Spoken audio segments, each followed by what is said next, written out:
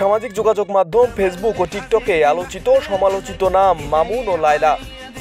Facebook, TikTok ও ইউটিউবে বিনোদন ভিত্তিক কন্টেন্ট বানিয়ে বরাবরই আলোচনায় ছিলেন তারা। দুজনের অসম প্রেম নিয়েও হয়েছে অনেক সমালোচনা।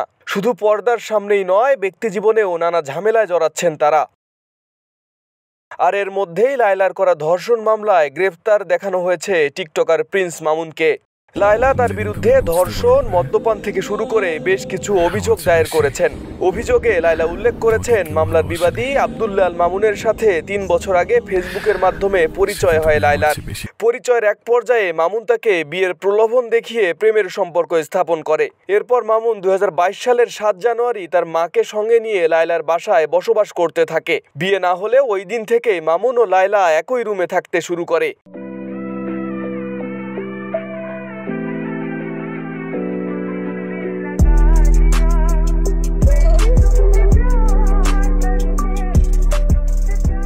জানা যায়, বিয়ের প্রলোভন দেখিয়ে বিভিন্ন সময় লায়লার সাথে একাধিকবার শারীরিক সম্পর্ক স্থাপন করে মামুন। সর্বশেষ চলতি বছরের ১৪ মার্চ মামুন আবার লায়লাকে ধর্ষণ করে। পরবর্তী সময়ে লায়লা তাকে বিয়ের বিষয়ে বললেই সে ক্ষিপ্ত হয়ে লায়লাকে বিভিন্ন অশ্লীল ভাষায় গালিগালাজ করে। এক পর্যায়ে বাসা থেকে বের হয়ে যায়।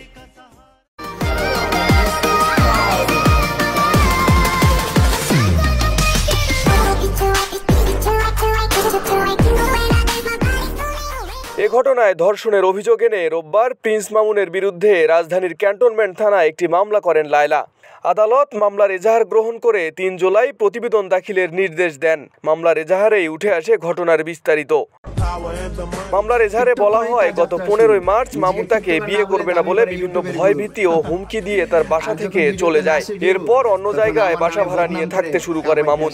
লায়লা সেখানে গেলে তাকে বের করে দেয় এবং গালিগালাজ করতে থাকে। লায়লার অভিযোগ, মামুন বিভিন্ন অজুহাতে তার কাছ থেকে টাকা নিতেন এবং প্রায় মদ্যপান করে গভীর রাত করে বাসায় ফিরতেন। বাধা দিলে মারধর করতেন। একবার হাতের মোবাইল দিয়ে চোখে মুখে মারধর করেন লায়লাকে। সেই ঘটনা লাইভে এসে জানায় লায়লা। এ নিয়েও শুরু হয় আলোচনা সমালোচনা। এরপর আবার মিল হয় দুজনের।